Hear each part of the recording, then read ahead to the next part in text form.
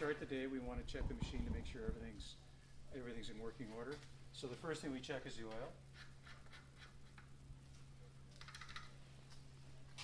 And we want to have the oil up to the full line, which is right there.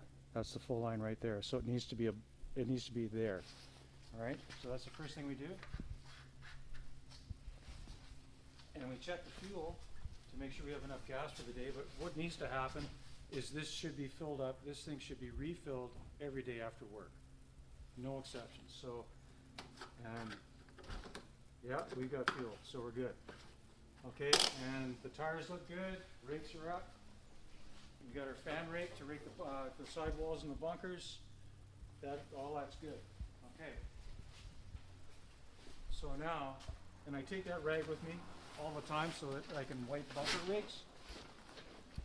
So to start this, I move the lever about halfway between the rabbit and the turtle, and the choke is right here. It goes up, and here's the ignition right here.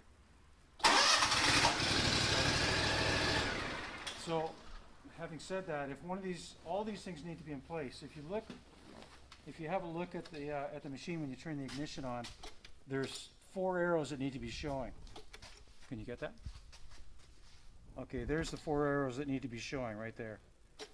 Yes? Okay, so if the brake isn't on and you go to start it, it won't start. So the brake needs to be on, the levers need to be out, and you need to be in the seat, and it'll start. Okay, so once we're operating the machine, for me to go forward, I need to pull the handles together and then push forward. All right, that's forward. If I want to go back, I pull the handle back towards me. If I want to turn that way, let's see. Yeah, I got to pull this back or push that forward, one of the two. See, that's where I get screwed up. and if I want to go that way, then I push this forward and pull this back. So it's like you're driving a tank. Pretty much, yeah. It's good.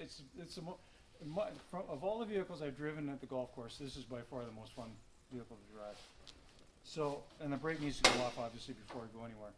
And to engage the rakes, we have the handle right here, and this obviously needs to be down, but here's the button to engage the rakes. That's up and that's down. It's fairly self-explanatory. What else?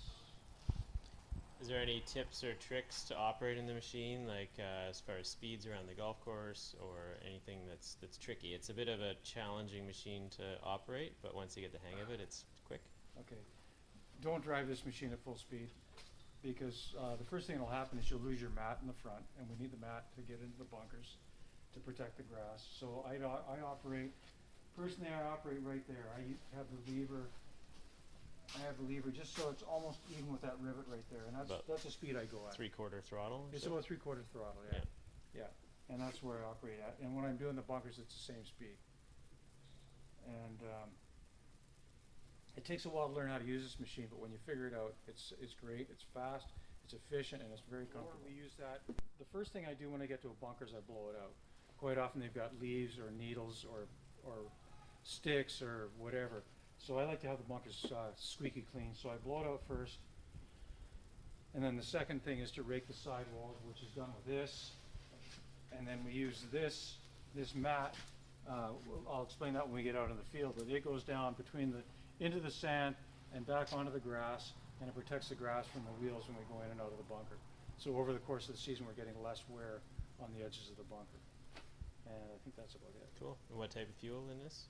This is straight gas, period. Excellent. And it gets filled every day after work. Perfect.